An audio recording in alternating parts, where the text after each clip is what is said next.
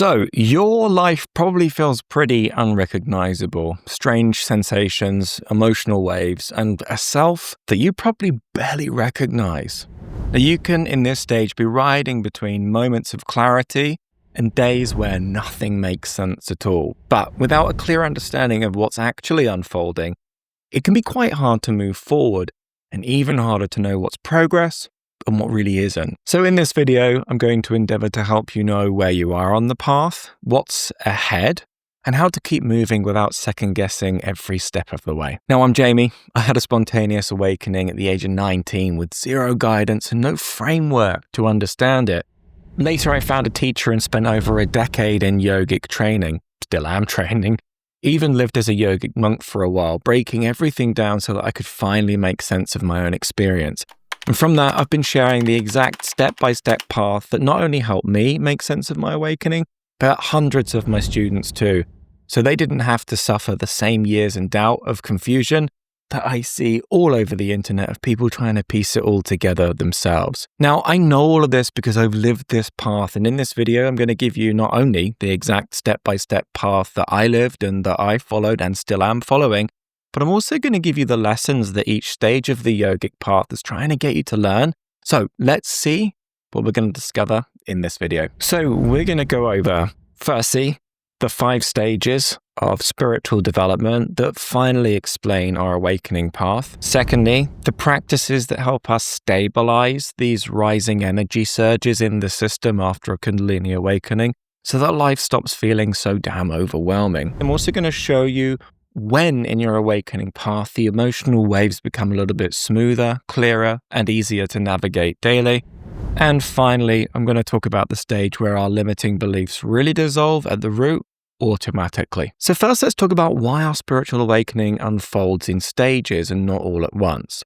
See, once your Kundalini has awakened, it can feel like everything is happening fast. Symptoms, emotions, insights, and breakdowns all tangled together. And we can often assume that this means something is going wrong because I'm well out of whack, right? And that stuff can be really hard to understand if we don't have the frameworks or the technologies or the practices of each stage of development that show us what's going on and what training we might need. So I'm just going to take this straight from my path and share away. So right now you probably have no map and you're probably trying to work out if you're doing it right based on random videos online, books, and posts on Reddit. My arch nemesis. See, without a clear framework, every new sensation can feel like a crisis rather than a sign that you're progressing. Now, you might be trying to jump ahead to advanced practices without knowing that you're actually doing that, and it's not even your fault. You may just be desperate for relief without realizing that maybe my system hasn't purified enough yet for some of these certain practices. You see, because the real cost of doing a do-it-yourself awakening online is doubt. You start asking yourself, is this real? Is this even the right next step? Am I doing it right? Am I stuck? Which slowly starts to eat away at your trust in the process. This journey was never designed to be done alone. So, luckily for us, the yogis have mapped out a precise 5-stage system for our spiritual development, and understanding it is key to making sense of what's going on inside of your awakening. And I just want to share that exact path that I took and show you what I noticed in each stage. So let's do it and start with asana. And let's dive into the real purpose of asana that people miss. See, when most people think of yoga, they think of stretching, the physical postures, or a workout, or something to do with flexibility, or just a way to feel a bit calmer. But to take the whole idea of yoga and reduce it to just stretches, well, it's really not true. The stretches aspect, the asana, is really just the tip of the iceberg, which is why they completely miss the real role of asana, the physical postures, in an awakening process, because we've basically made it just an exercise. So what is actually happening energetically when you're first on the mat in this first stage? Well, after a Kundalini awakening, your nervous system can feel like it's been plugged into a high voltage socket. We get random surges, shakes, twitches, emotional releases with no warning. And if your body isn't grounded and stable, those energies tear through the system, creating more anxiety, burnout, and even more physical aches and pains. Now, asana at this stage is less about stretches and more about building a reliable container with our joints, with our muscles, with our breaths. Yes, it's physical, but also in our energy system. Now, in this first stage with asana, you're also working through a lot of dense, stuck areas. We call it in the tradition karma. Karma just means action. So me sitting slouched is an action. And if I do that over a number of years, I need some asana so that my spine can lengthen. So this is essentially the places in the body where past stress, trauma, and suppression have literally created not just muscular knots, but energetic knots too. And actually, the energy is the root of them. But this stage isn't just about the practices alone. It's also about taking you through the relevant teachings to begin working on and grinding down that separate sense of self and the storehouse of karma that's still within us. And that separate sense of self is what is termed all over the internet and in books, ego. So before anything else, we need to learn to stabilize and integrate energy by removing the denser blocks that stop it from moving. But this isn't where yoga or asana ends. This is really just the beginning. And how we've classed asana as yoga in the West, I have no idea. Now, just to give you a great start, Yoga with Adriene is a great online help for free asana. But for some of us, we want to go deeper than just asana alone. We want to understand the magic at the heart of the yogic tradition. So now let's move on to the next stage of our development, pranayama, breath work. Because once the body is more grounded, the next question is, what do you actually do with all of this energy that's moving through you? And this is where pranayama becomes the bridge between, I'm really overwhelmed with this awakening, and, I'm actually learning to work with this because I'm integrating my energy. Now, with conscious breathing, without asana first, this can become a real mess, leaving you completely ungrounded. And this is the part of the journey where all of that repressed stuff that's been stored starts to be drawn to the surface because we're pulsing loads of energy in our system through the pranayama, through the breath work. But it is a fairly delicate stage of the path where a dark night of the soul, which if you haven't heard of this before is essentially a spiritual depression, can begin to appear. And the reason that that spiritual depression is appearing is not because something's gone wrong, but because the emotions that were stored in our system that we've repressed are starting to release. So much like a rocket ship dumping its load to reach higher altitudes in outer space, well, we're doing a similar thing with our beliefs here. We're pulsing so much energy into the system that we're starting to dump the heavy load that the subconscious mind had its grip on, which we couldn't access because we weren't pulsing enough energy into our system. So this is really where the harder, more shadow-based work begins. And for that, it can be really helpful. In fact, I would say non-negotiable to have somebody who's been through it before to help guide you, because it will make a world of difference. Now, your energetic channels, we talked about these, your nadis, they can be clogged from years of stress, repression, and a storehouse of karma that's now exploding into your system in an accelerated way. But by introducing a simple, structured pranayama, you start refining the energy in time. It becomes a hell of a lot smoother, more even, and a lot less like a roller coaster. And you may even notice at this stage that you're a lot less reactive in daily life. Not because your problems have vanished necessarily, but because your system isn't constantly tipped over by every emotional wave. You've become stronger. You found a deeper place in yourself to respond to life from. So pranayama begins purifying the energetic channels so that you feel more stable, more alive, and you lighten up on the inside, which is really what enlightenment is about, revealing that light that was always there by removing those lenses or those beliefs inside that were separate to that.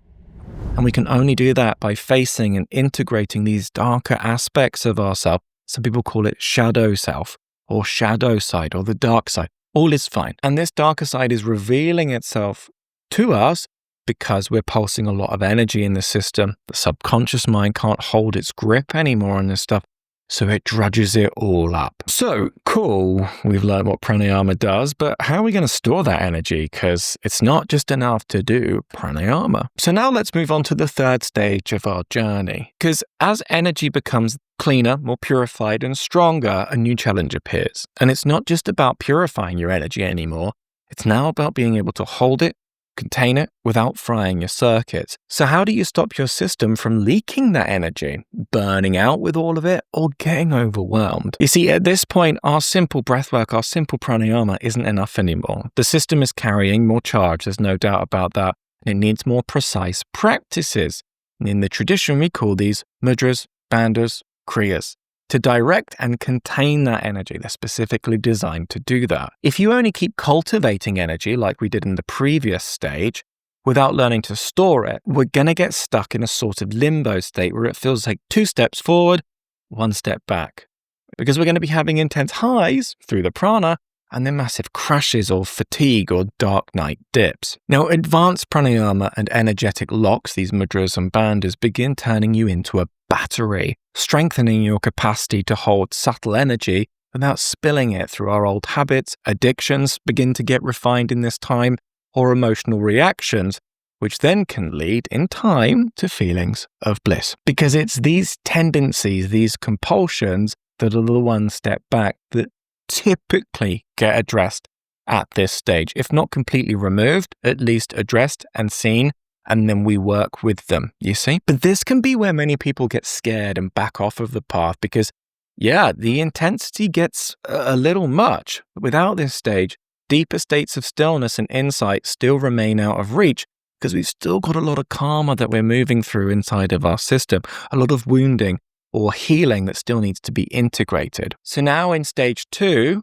where the energy is flowing, in stage 3, the lesson is learning to hold onto it, build it, and begin supercharging your life without leaking that energy, it burning you up, or overwhelming you. So now on to the 4th stage, and this is where it gets really exciting because you begin rewiring your beliefs from the root. Once your system can hold more stable energy, something profound becomes possible.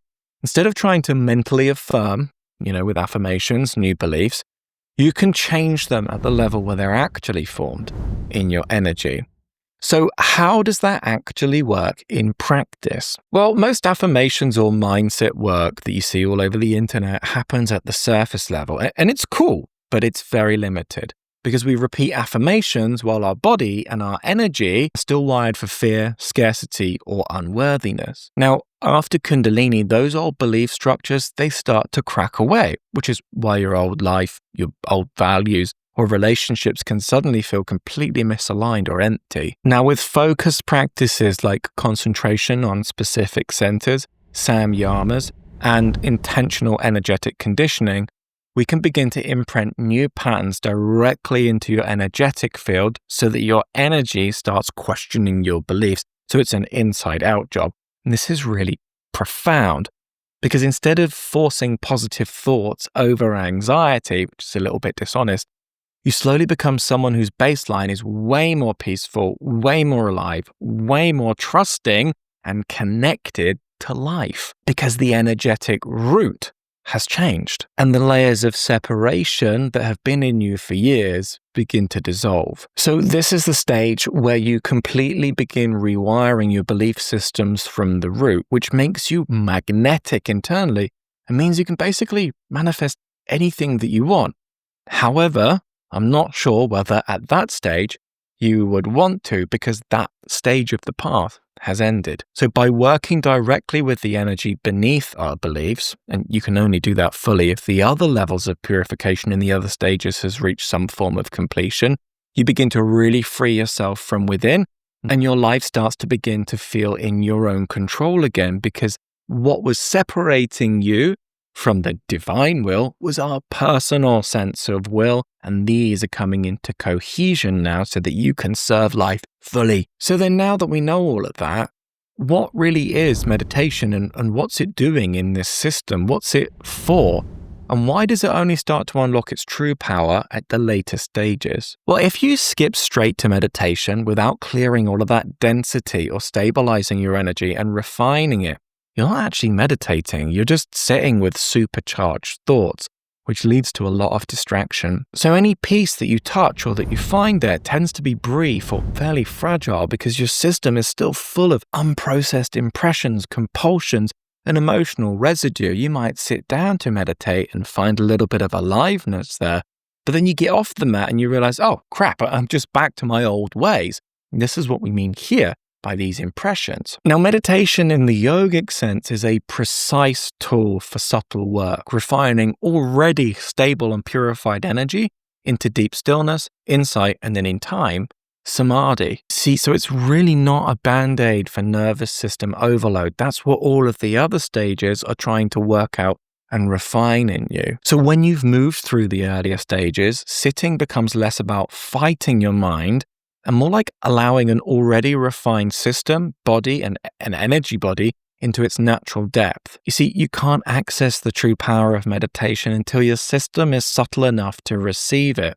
And I'm so grateful looking back that I didn't just think I could take a shortcut, because without the other levels of purification, it's just not possible to do this, and you just end up in circles. Because really, meditation is a vehicle for samadhi, and without that purification, there's no way you're going to get there. You just don't have enough prana in the system. So now that you understand the exact stages of the yogic path and how having a roadmap to follow can give you definitive next steps on where you need to work on your awakening, then what do you actually do when the chaos hits? Your system's overloaded and the bliss is gone, and you're wondering, am I losing my mind? Well, if you've had a Kundalini awakening, I made a no BS survival guide to learn how to stabilize your nervous system, stop chasing the high that you felt and then lost, and finally feel safe in your own body again. So if you're interested in that, you can watch that one right there.